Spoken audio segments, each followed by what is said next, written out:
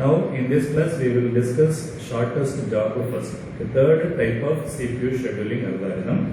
So the word itself you can understand the meaning of this scheduling, shortest job first.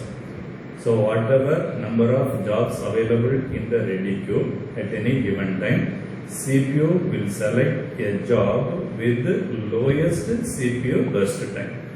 Okay, consider around 4-5 processes are there in the ready queue waiting for the CPU. CPU will select a job with the lowest CPU burst time at that given time. That is the logic. Let us see how it will work. So in order to study that, we are having one small example with the three process P1, P2 and P3. Each is having its own burst time. P1 is having 4 seconds, P2 needs 2 seconds, P3 needs 3 seconds to complete in the CPU. Okay, to complete its work. As usual, we will draw the Gantt chart. So here, as we mentioned, arrival time is 0. Okay, in the question or in the problem, arrival time is not given. So we can assume arrival time is 0. So we should go for ready queue also. So ready queue, as far as arrival time is considered as 0, consider all the three processes are available in the ready queue at the time T0. So P1, P2 and P3.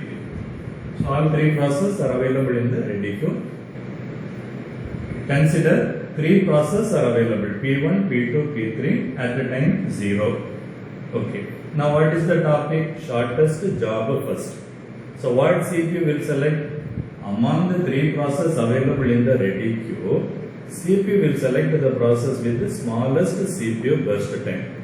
So according to my example, P2 is having smallest CPU burst time. So P2 will enter into the CPU first.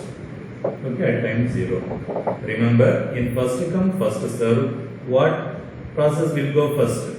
By default, P1 will go first. In round robin, all the three processes will be executing for a period of time that is given in the time slice. Now, at any given time, CPU will select a job with the lowest CPU burst time.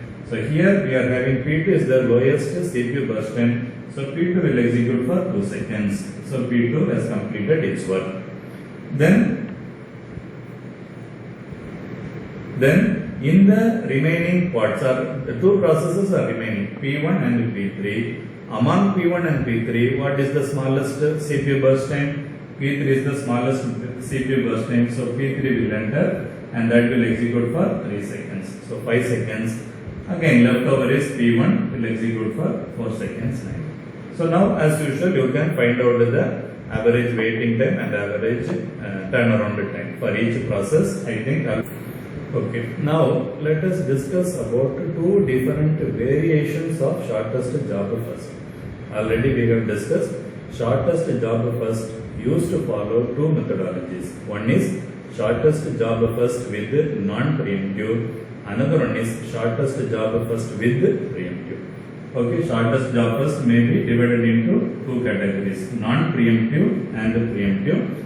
First, according to this example, let us go to shortest job first with non-preemptive. Okay, in this example, we are going to discuss about non-preemptive. So what is non-preemptive? Current process will not get suspended by any other external process. That means what?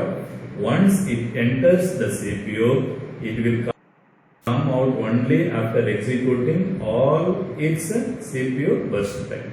Okay, that means what? Once P3 enters the CPU, it will surely execute for 8 seconds. In between, it cannot be suspended. But in round robin, what we used to do? After 2 seconds, voluntarily or by default, it will get suspended. Okay, but first come first serve, it will not get suspended because whatever job arrives first, that will be completed first.